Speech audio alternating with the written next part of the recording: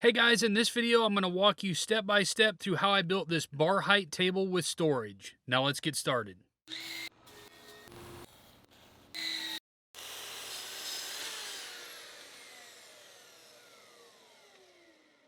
For this project I'm using Western Red Cedar, and I begin by cutting all my parts to rough length at the miter saw.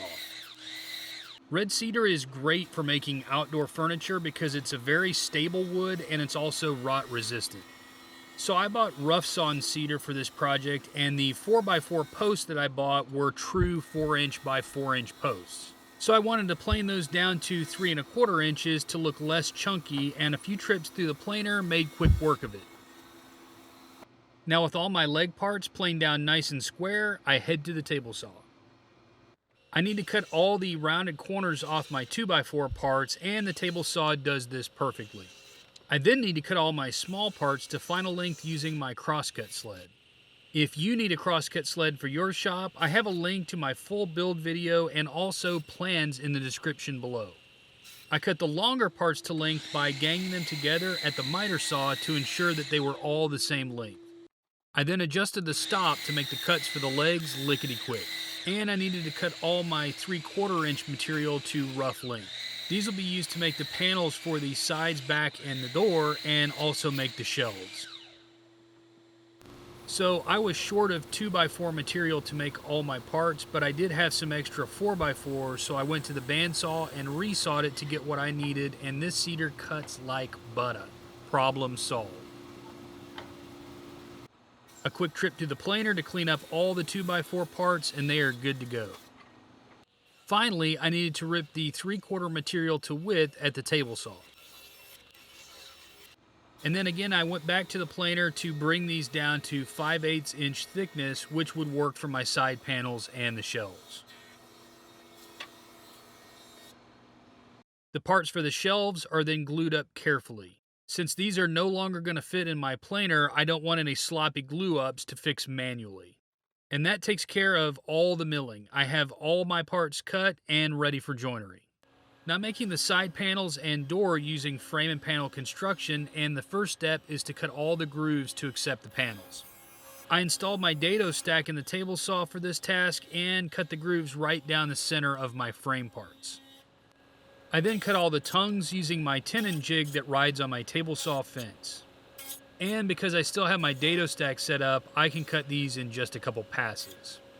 If you're interested in making a fence like mine, I'll put a link in the description to the build video and plans for both the fence and the tenon jig.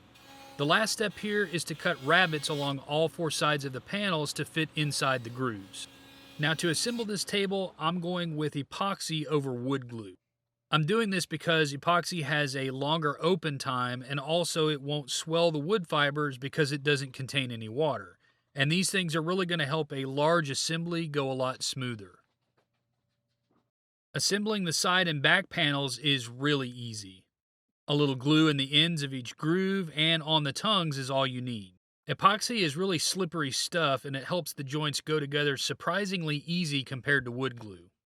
I really like frame and panel construction because of how simple it is. You don't need to fool around with any fasteners, and if you cut everything properly, the assembly pretty much squares itself up. 2 clamps is all I need to hold this panel together while it dries.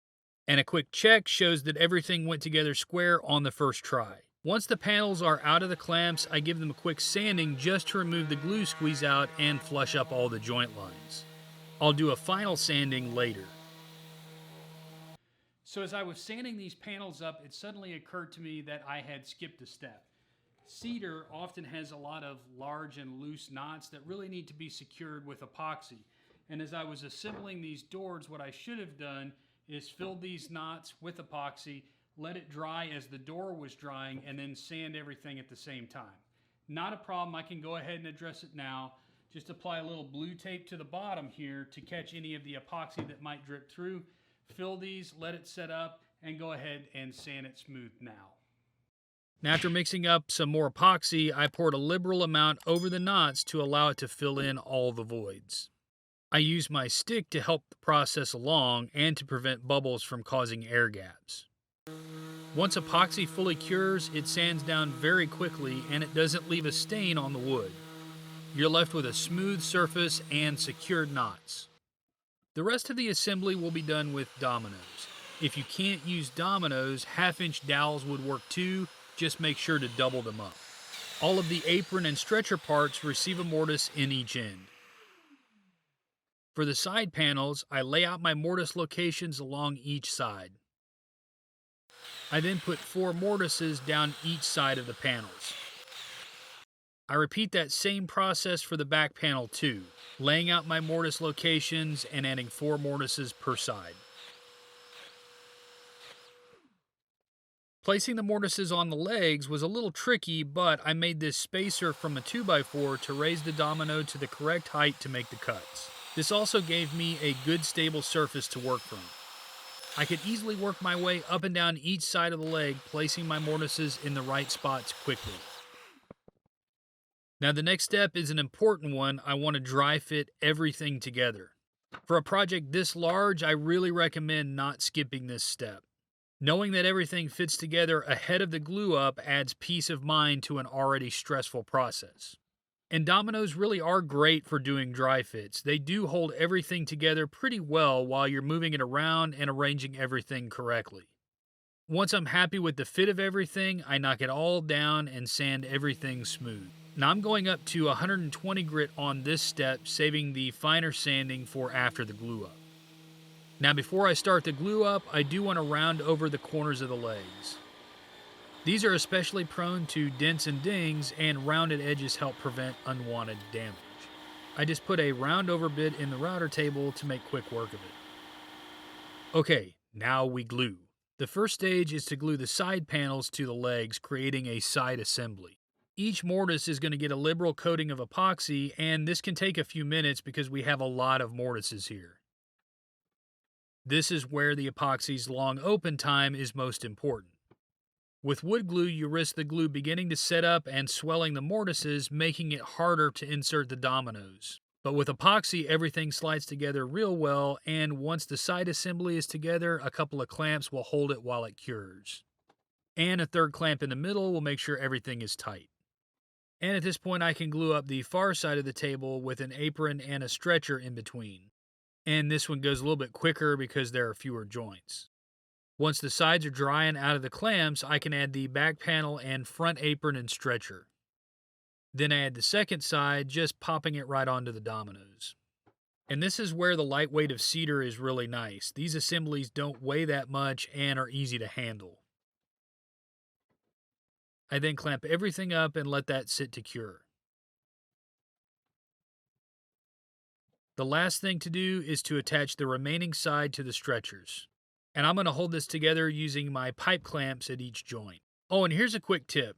Make sure to raise everything up off the workbench using painter's pyramids or bench cookies or even scraps of wood, because you really don't want to wake up the next day to your table epoxied to the bench. That would be a bad surprise. I then go ahead and give everything a final sanding, just making sure that all the squeeze out is cleaned off and everything is nice and smooth. This went pretty quick because of all the sanding that I had already done, so I was able to make it over all the table in just a few minutes. Then I went ahead and tested out the strength of all these joints by flipping the table over so I could finish out these last few steps. I cut my shelves to final dimension at the table saw. I then needed to add notches to fit around the legs, and the bandsaw is really perfect for this job, especially with this mag switch acting as a positive stop. I just cut to my mark and then added the mag switch at the end, and the rest of the cuts go super fast. I'm using CA glue to temporarily hold all the runners in place before I attach them with screws.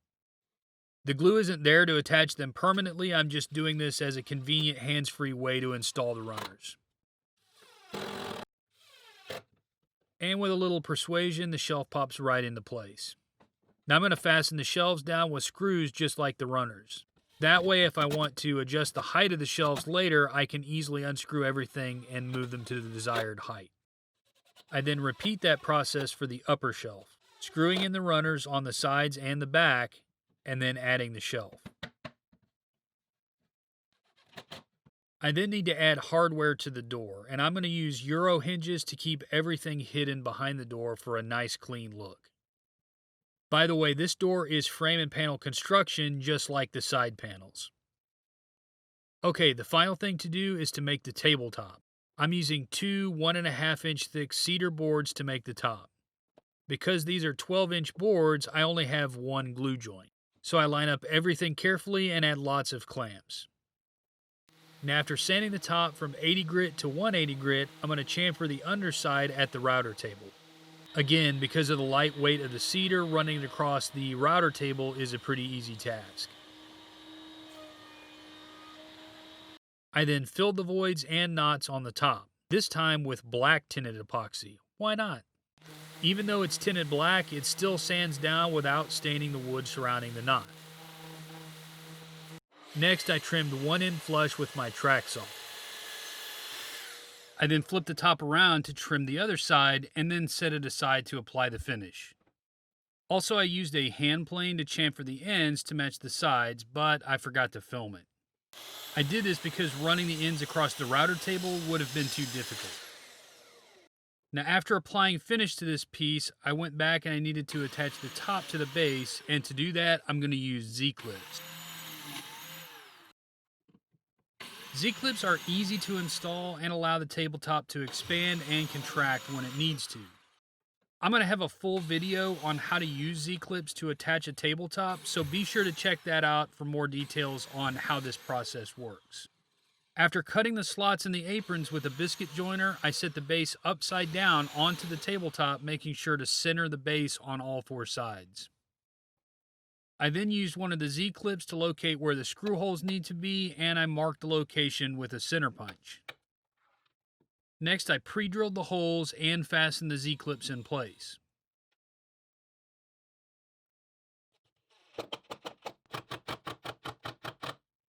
I repeated this process all along the apron until the base was secured to the top. I also repeated this process inside the cabinet as well, but it was too dark and cramped in there for me to show you on camera. Now, since this table will be sitting outside and exposed to water, I wanted to keep the bottom of the legs from constantly contacting the ground. To solve for this, I'm installing leveling feet into the legs. First, I used a Forstner bit to create an opening wide enough to fit the feet. I then used a smaller Forstner bit to drill the pilot hole for the threaded insert. And after cleaning the debris from the hole, I screwed the threaded insert into place. Now you can use epoxy to secure these if you want, but I felt like these were secure enough, so I just left them alone. I then just screwed in the leveling feet until they bottomed out on the insert, which left them about 3/8 of an inch proud of the surface. This would guarantee that the bottom of the legs would be fine even if water pooled up around them. Well guys, that is it. I love how this table turned out, and my family is going to get tons of good use out of this thing as we spend more time outside on the patio. The open side of the table is big enough for a couple people to sit at, but as a bonus feature, I made this opening big enough to house my rolling cooler. Thanks so much for watching this video, and I sure hope you learned something new, and if you did, please hit that thumbs up and leave a comment to share your thoughts. Also, be sure to hit that logo to subscribe to my channel and hit the bell icon to get notifications for more content like this. I do have a couple other videos lined up here that I think you guys would really enjoy, so check those out, and until next time, have fun in the shop.